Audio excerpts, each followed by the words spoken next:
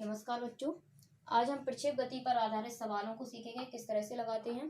तो प्रक्षेप गति पर आधारित सवाल लगाने से पहले हमें इन सवालों में ये देखना पड़ता है कि प्रक्षेपण पृथ्वी तल से हो रहा है या पृथ्वी तल से कुछ ऊंचाई से। दो कंडीशन पर सवाल लगते हैं, या तो कोई वस्तु को पृथ्वी तल से फेंका जाता है या किसी वस्तु को पृथ्वी तल से कुछ ऊंचाई से, जैसे पुल से फेंक दें या फिर कोई मीनार की चोटी से फेंकें या छत से चढ़कर कोई वस्तु को फेंकें। तो प्रक्षेपण अगर कोई वस्तु को पृथ्वी तल से फेंका जा रहा है तो उसके लिए हमने तीन फॉर्मूले आप लोगों को बताए थे।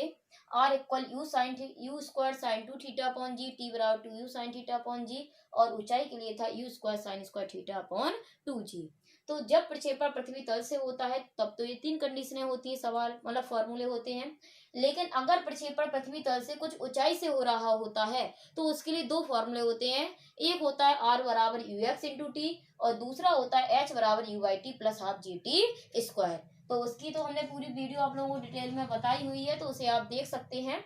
यहाँ पर जो भी सवाल है वो हम लगाने वाले हैं पृथ्वी तल से वस्तु को अगर फेंका जा रहा है। तो जैसे हमें यहाँ पर एक सवाल दिया गया है कि एक तीर हवा में छोड़ा जाता है और उसकी उड़ान का समय मतलब उसका उड्डयन काल, तो टी का मान हो जाएगा 5 सेकंड है, और उसकी क्षैतिज परास यानी आर हो जाएगी, आर बराबर 200 मीटर है। तब कहा जा रहा है कि वेग का ऊर्ध्व घटक ज्ञात कीजिए। ऊर्ध्व घटक यानी वाई अक्ष की दिशा में वेग, तो वाई अक्ष की दिशा में वेग यू वाई से लिखते हैं, या फिर हम इसे यू साइन थीटा भी लिख सकते हैं। तो या तो यू वाई लिख दो या फिर यू साइन थीटा लिख दो, कुछ भी लिख सकते हैं। तो यहाँ पर हम टी बराबर फॉर्मूला लगाएंगे उड्डयन काल का।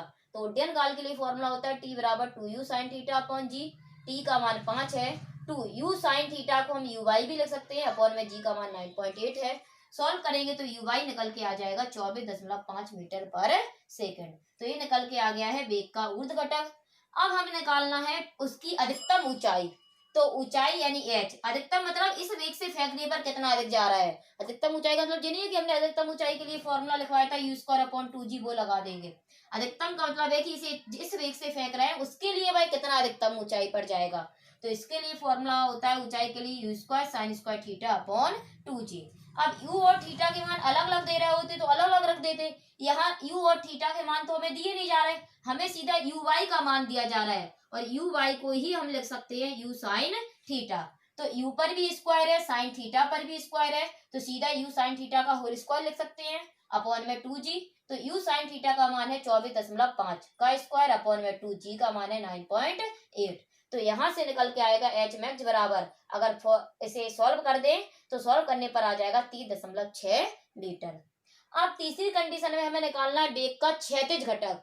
क्षैतिज मतलब एक्स अक्ष की दिशा में वेग, तो वेग को यू से लिखेंगे, एक्स अक्ष की दिशा में वेग तो यू एक्स, और क्षैतिज दिशा में जो वेग होता है वो होता है यू कॉस थीटा। तो चाहे उसे यू एक्स लिख दो या फिर यू कॉस थीटा लिख दो। तो इसके लिए हमें आर की वैल्यू दी जा रही है, तो हम आर बराबर फॉर्मूला लगाएंगे u square sine two theta upon G. तो आर की वैल्यू तो दी जा रही है 200 है, बराबर यू स्क्वायर को जो तो साइन टू थीटा का फॉर्मूला होता है two sine theta into cos theta, upon में जी का मान है 9.8। 200 जो को तो रखेंगे। अब यू स्क्वायर है तो एक यू लगाएंगे साइन थीटा के साथ में और एक यू को लगा देंगे कॉस थीटा के साथ में, तो दो तो जो को तो लिखेंगे, तो यहाँ हो जाएगा you sine theta into you cos theta, upon में जी का मान 9.8। 200 जो को तो दो को जो को तो लिख देंगे यू साइन थीटा, जिसकी वैल्यू हम निकाल चुके हैं 24.5 आई है, और यू कॉस थीटा की वैल्यू हमें निकालना है, जिसे हम यू एक्स भी लिख सकते हैं, अपॉन में जी का मान 9.8 है। हल करने पर यू एक्स इक्वल आ जाएगा 40 मीटर पर सेकंड। इसके बाद निकालना है क्षैतिज से उसका प्रक्षेपण कोण। प्रक्षेपण कोण मतलब जितने कोण से वस्तु को फेंका जा रहा है, तो वो थीटा निकालना है हमें। तो देखो यहाँ पर यू साइन थीटा का मान पता है 24.5 है, उसके बाद यू कॉस थीटा का मान पता है 40 है। दोनों को अपॉन में कर दें अगर, तो you sine theta upon you cos theta, वहां हो जाएगा 24.5 बटे 40। यू से यू कट जाएगा, साइन थीटा बटे कॉस थीटा अर्थात टेन थीटा बराबर 49/80। तो 10 में हमें पता तो होता नहीं है कि 49/80 किसका है, इसलिए से इनवर्स में लिख देंगे, तो थीटा इक्वल हो जाएगा 10 इनवर्स 49/80। तो ये कॉल निकल के आ गया।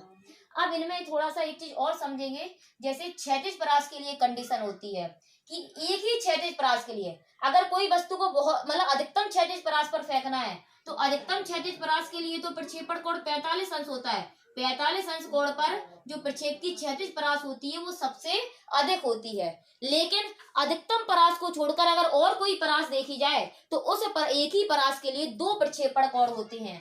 यदि ये कोण थीटा होता है तो दूसरा प्रक्षेपण कोण होता है 90 माइनस थीटा।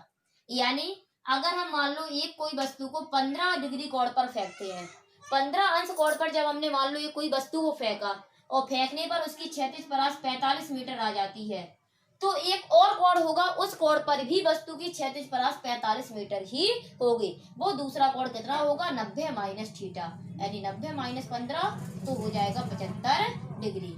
तो एक ही परास के लिए अधिकतम परास को अगर छोड़ दिया जाए, उसके अलावा अगर कोई और परास देखी जाए तो उसमें एक ही परास के लिए प्रक्षेपण के दो कोण होते हैं। यदि एक कोण थीटा होगा तो दूसरा 90 माइनस थीटा होगा। यानी जितना थीटा कोण पर वस्तु क्षैतिज में दूरी तय करेगी उतना ही वह 90 माइनस थीटा कोण पर ही भी उतनी ही क्षैतिज में दूरी तय करेगी।